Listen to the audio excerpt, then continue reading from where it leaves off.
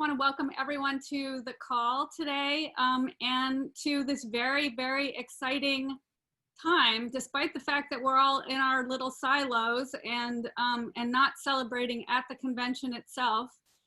We're experiencing the convention physically and just doing it virtually. I know that I couldn't be more excited both about this ticket and where we are right now.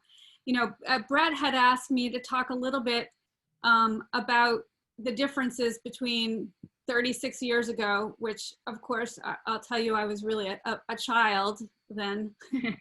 But now, and the ticket now, and just how the race is so different and the conventions and everything else.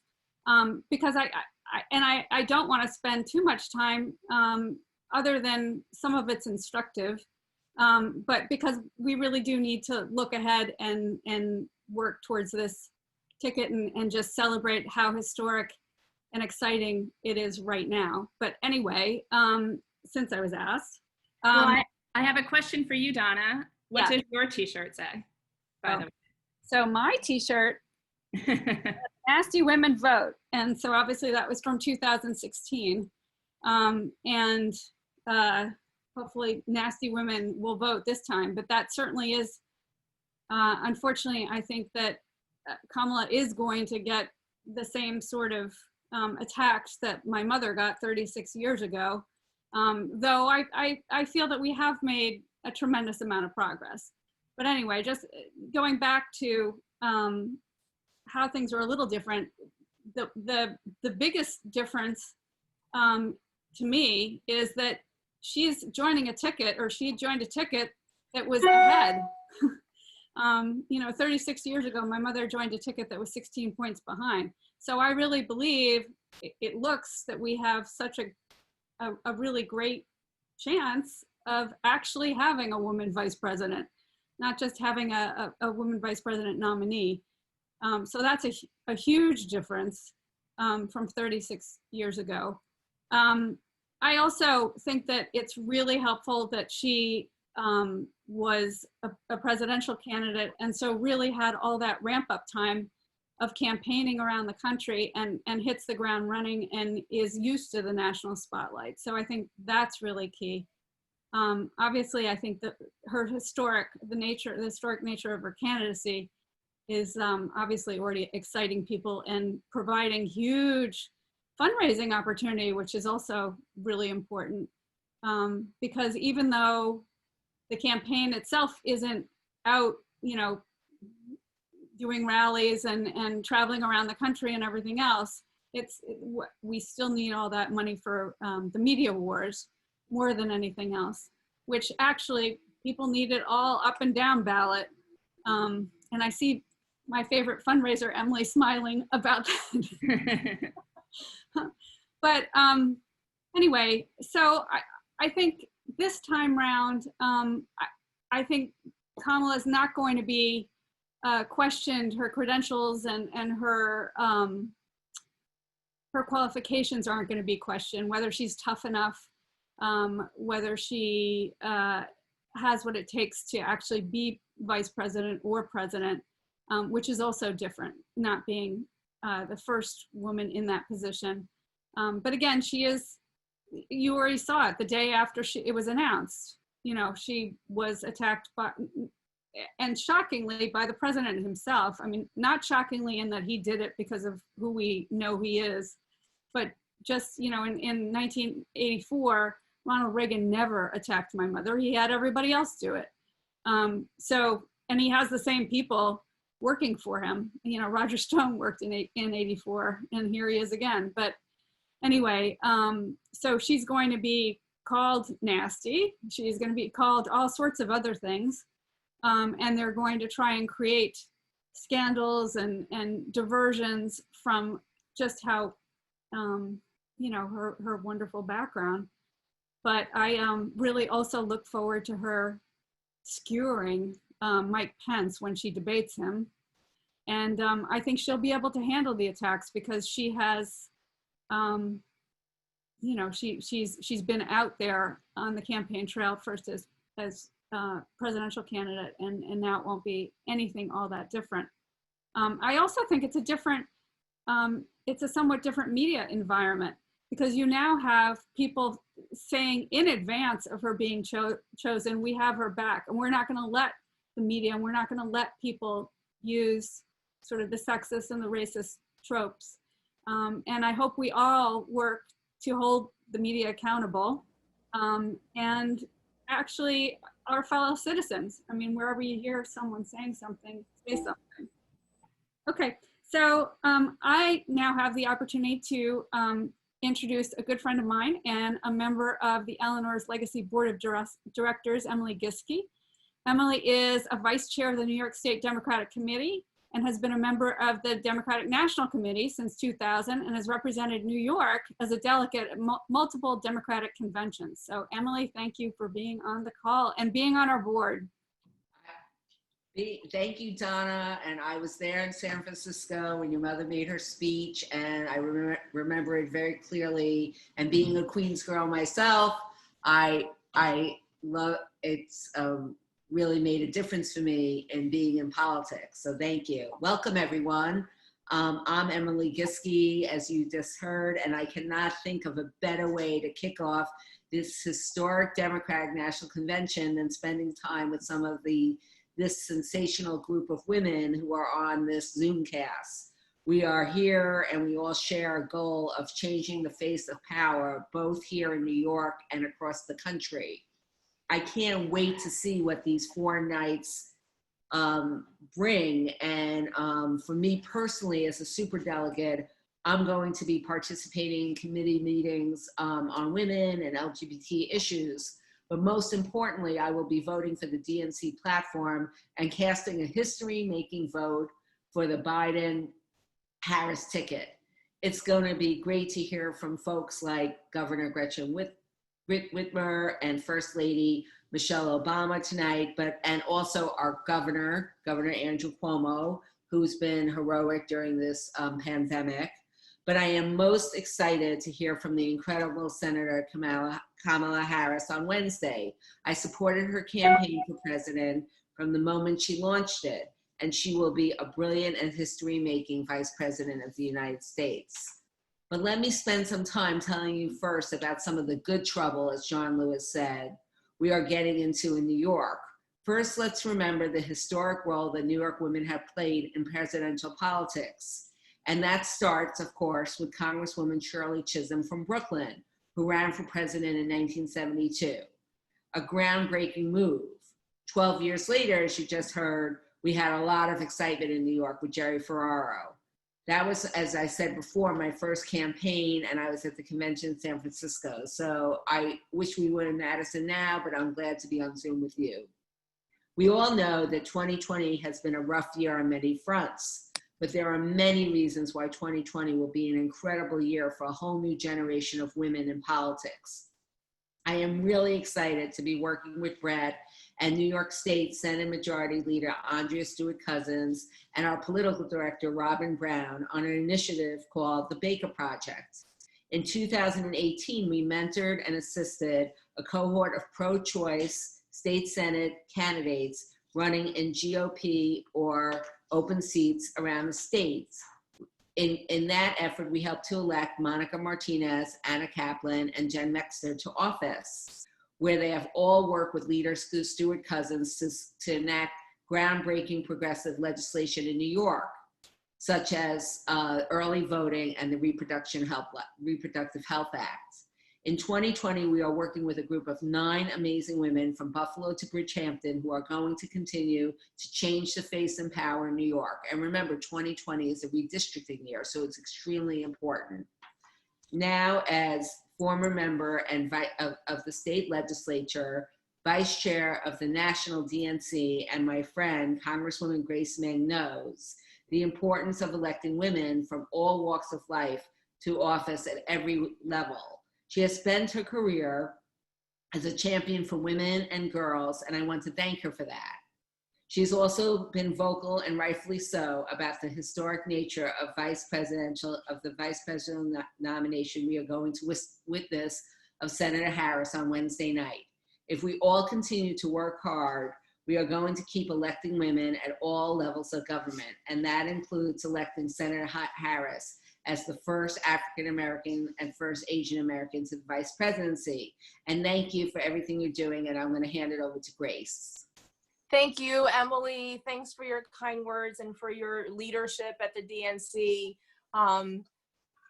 Not everyone gets to see the fun day in and day out work at the DNC that many of our members like Emily does. And, you know, it's such an honor for me to be here with all of you. I know I saw Judith Hope on the phone, on the Zoom. I know Chairwoman Zaccaro, thank you so much. And to all the board members, the volunteers, the candidates, you guys really make it happen. And I appreciate you all so much. I believe the Eleanor's Legacy event last time around in Philadelphia was the first event that I attended once I got to Philadelphia. And so I feel like this is very meaningful. We're just continuing the tradition, and it's awesome to be with such amazing women during such a pivotal time for women in America right now. Honored also to be on the phone with trailblazers of our own here in New York, Andrea Stewart-Cousins. Thank you so much for your leadership. You know, this presidency, we have witnessed his attacks on women since day one, attacks on our healthcare, our bodies, different communities. Every day, him and his administration think of a new way to make us feel as if we're not good enough, we're not American enough, and just another creative way to further break our hearts here in America. But I will say, representing parts of Queens in Congress, most recent events of how this administration has handled or has not handled the coronavirus pandemic really was one of the last straws. How this administration basically ignored New Yorkers and Americans' call for help, and that lives were needlessly lost. And so I don't have to tell all of you this, but there is so much at stake. This is not just about the Democrats winning back the White House. It's literally each of us doing our part to save our democracy, to save our country, and to literally save lives. More lives will be lost if Donald Trump is reelected. And so every single day that goes up until the November election, let's think about if we are doing all we can that day to get out the vote and to reach new voters. We have this amazing opportunity to elect Senator Harris as vice president, as Emily said, the first Black and the first Asian American woman. Can you imagine waking up one day after November and knowing that there are people in the White House who care about us, who care about new ways and new opportunities for the American people? It's just, you know, we have, as we approach the 100th anniversary of the 19th Amendment, while I'm reminded of how far we've come, it still shows us how far we have to go. And even after the amendment's passage, millions of Black women were still denied their right to vote. So as we've seen, we have a long journey ahead for true equality for all women in America. And we have to stay focused, electing Joe Biden, Kamala Harris, flipping the Senate, maintaining the House, electing Democrats up and down the ballot in every part of America, including here in New York State. And I want to take this chance to thank so many of you for the work that you did in 2018, not just to help Nancy Pelosi win back the House majority, but also to help us in the state Senate, who literally has been working so hard to pass legislation that has helped so many more New Yorkers. We couldn't have done it without you to win back the House majority. And can you imagine if Nancy Pelosi was not in charge of the House right now? So, you know, obviously we are gathered here virtually. We can't be there together in Milwaukee as we originally planned. And the convention looks a lot different this year. Instead of daily, speaker lineups, 6 hours per day, we only have 2 hours per day. But we are thinking and using more creative and unconventional ways to reach out to newer and different constituencies, which is super important. And this year's program will include Americans from all walks of life, not just well-known political speakers, but everyday Americans who represent our nation's decency and strength and humility. The theme for this year's convention, as you might know, is Uniting America. And regardless of where we stood in the primary, regardless of which candidates we support in various campaigns, know that our party, our candidates have one goal in common, and that's when they wake up every single morning, they think of new and different and better ideas to improve the lives of people around us. And that's not true of this administration right now. So all of the programming is really designed to help unite, to help bring the country together around Joe Biden's plan to lead us out of Trump's chaos and to rebuild a better future for all of us. You can go onto the website, demconvention.com, to see all the speakers, the schedule for each day. There are still speakers that are being added. You can get your own digital toolkit if you like this cool Zoom background in back of me. It was easy enough that even I knew how to download it. And so there are lots of different options for you. You can download profile pictures, you can check out the schedule. You can even print out your own posters. And I got some samples for all of you. This one is pretty, I don't know if you can see it, pretty self-explanatory, vote. Then there's this one, Dems Across America. And then there's this one, which is our, obviously I'm still figuring out how to use the virtual background. And then this one is one of my favorites. Tweet less, listen more. So there's lots that you can find right on the website, demconvention.com, which thank you, Brett, for vote masks. There are masks, but I think they're for purchase only. Everything I showed you before that was for free. And then I will leave you with a bit of a homework assignment if I can. And that is, we're going to have lots of fun this week. We're going to hear from lots of speakers. We're going to meet lots of new people. But I want us to focus on our task at hand, and that is to make sure that we win. We cannot afford to lose. I know we say that every election is the most important. Millions of Americans' lives depend on us. And so let's work our heart out. Every day, let's think of new people and new ways where we can reach out to them, let them know that the Democratic Party wants to hear from them, wants to help them, and what can we do to get out the vote, especially in our battleground states. There's lots that we can do as New Yorkers, just in nearby states, from Pennsylvania to Georgia to Texas, North Carolina. So much depends on this election. So just from the bottom of my heart, thank you to the Eleanor Legacy family for all that you do throughout the year. You know more than, probably earlier than a lot of people around the country, you've always known the importance of local elections and how much they impact the policies that affect our lives. So thank you so much.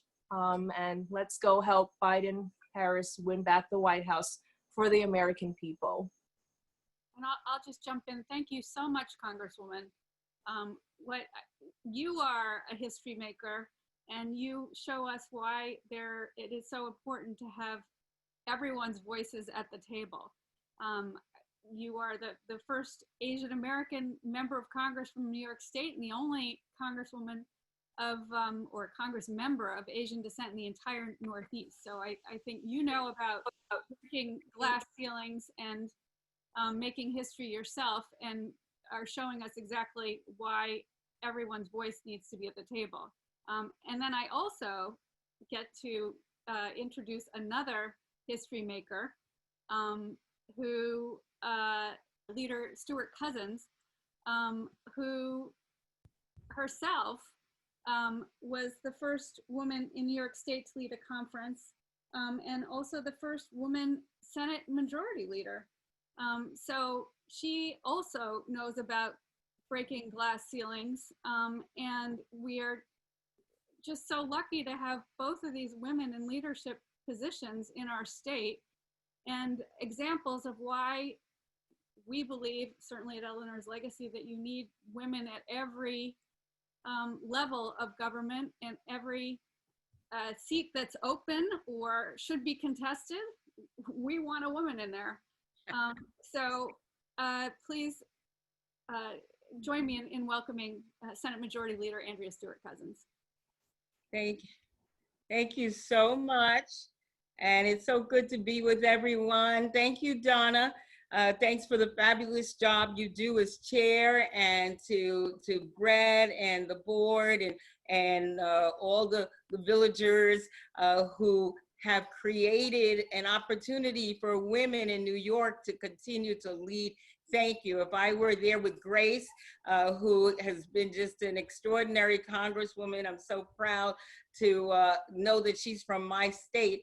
But when we were there in Philadelphia, we were getting an opportunity to scream and rah-rah. And you know, I know back there in 2016, I had great hopes of being in the majority. We had great hopes of having a woman president.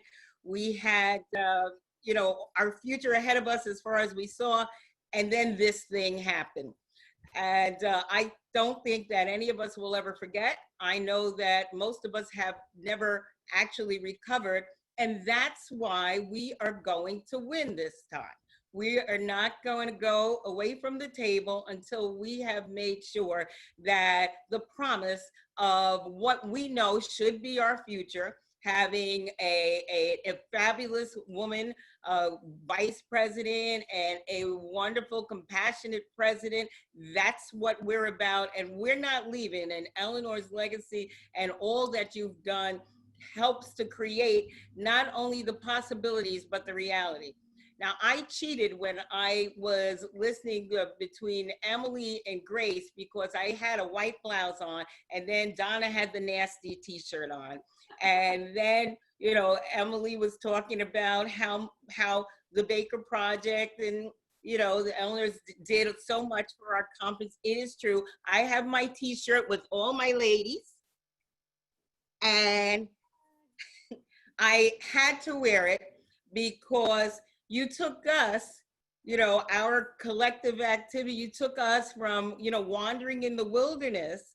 And I know Susie's on the call. Good to see you, Susie, somewhere. But we went from wandering in the wilderness to being a majority.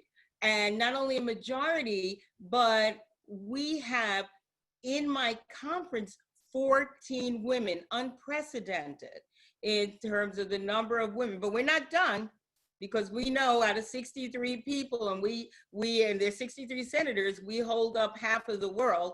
So we know there's more to be done. And I so appreciate the fact that you know, Eleanor's Legacy, I know Judith Hope is out there, that you've been so consistent and so strong in making dreams come true for women. And, you know, when women succeed, everybody succeeds. And so I want to thank you. And I also want to say, in terms of, you know, Donna, because she does this great work carrying on the tradition of her mom, Geraldine. I had a chance long before I was in politics. Well, not really long before, but, you know, in 84, I was not in politics. I didn't get into government politics until 92. But I had the aspiration of being a journalist. And I was an adult student, had 3 kids, I was going to school. I took a buyout from AT&T, and I wanted to focus on journalism. And election night for the school paper, everybody got to cover a candidate. And I was going to Pace University, and my professor sent me to cover the results on election night in November, you know, of 1984. And your mom, Geraldine Ferraro, was the candidate I got to cover. was in awe of who she was. And I don't think then, because I was so amazed with all of the national media attention and how, although she lost, she had such grace in her concession that I really don't think I understood the power and the history of that moment. But I think being able to cover her that night, I went back, I wrote this glowing article that Jerry, loses like a winner, and just talked about all the ways she energized everyone in that room. And when I went back, I thought I'd just be a journalist, and here I am in politics. And I'm not in any way not convinced that covering your mom, Geraldine Ferraro, that night really changed the trajectory of my life. And just because the kind of person she was, when I ran for Senate, she was right up here walking with me in Westchester County. In fact, on top of my multi-named t-shirt is the scarf that she bought with Senator Kruger and myself when we were campaigning at a street fair, which I treasure to this day. What happened 36 years ago, Donna, you don't believe will happen again. We all know that it will. We all know that Senator Harris, her lineage is being, her birthright to be even on the ticket is being questioned. She's nasty, she's mean, she's an angry Black woman. And you know what? I get all those things. We all have seen it, and we know that there is no depth that this particular president can't go. So we're going to see it all. But you know what? We are all angry. We are all tired. We have gone to the very depths of how we can go, and we are climbing out.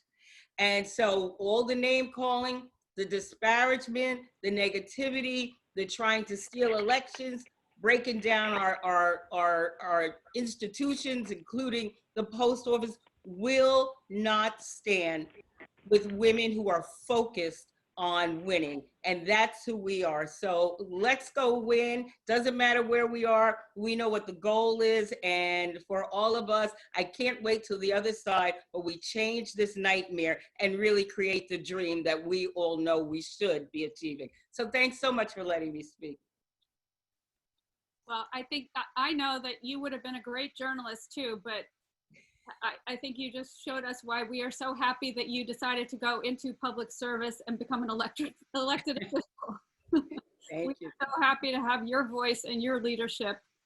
And obviously having women join you in the state Senate has made a huge difference in terms of what you can also accomplish. But I also really appreciate your sharing that memory. So thank you.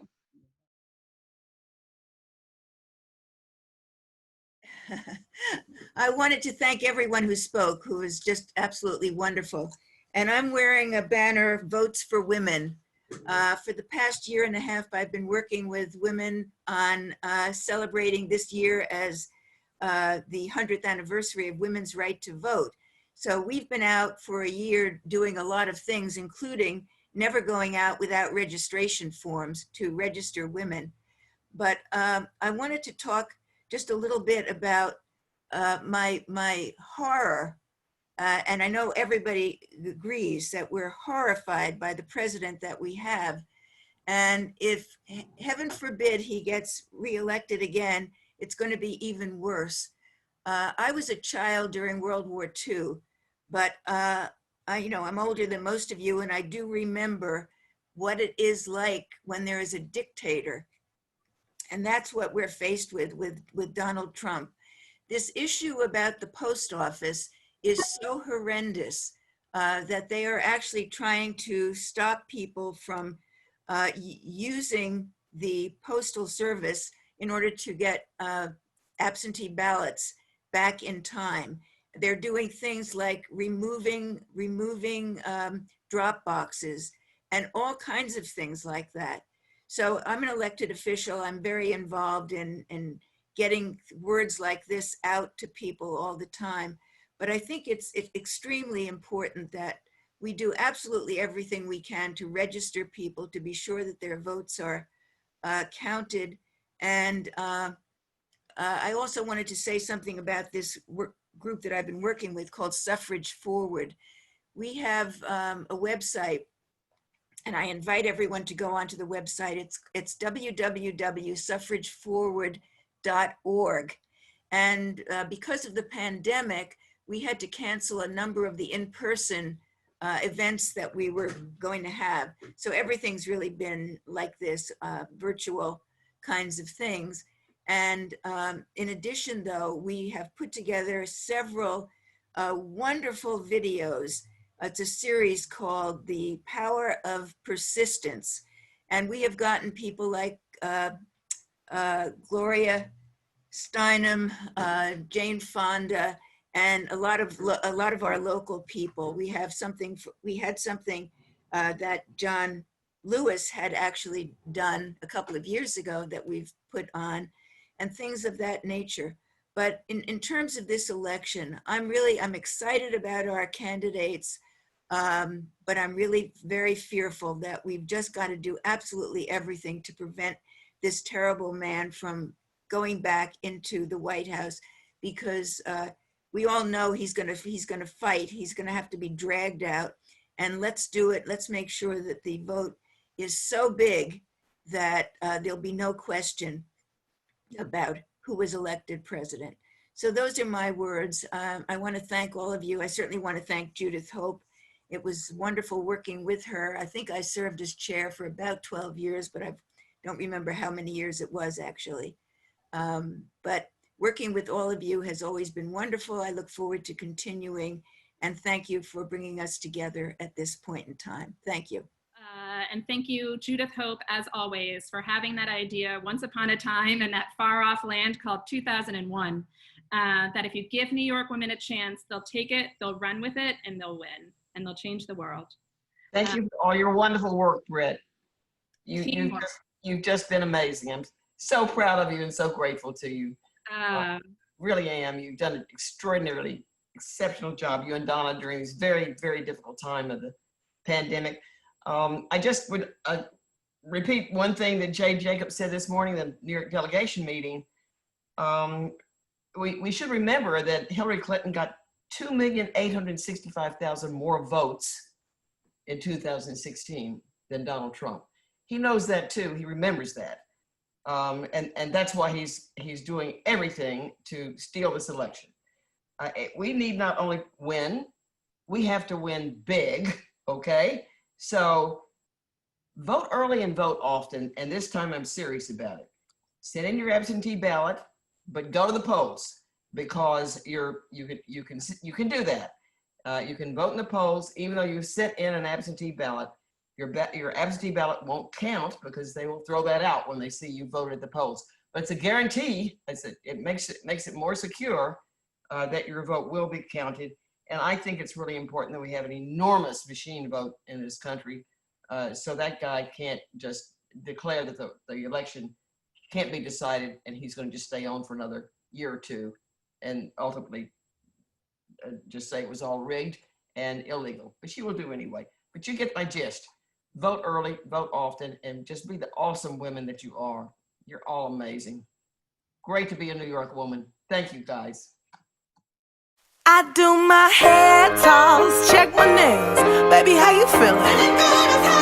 Hair toss, check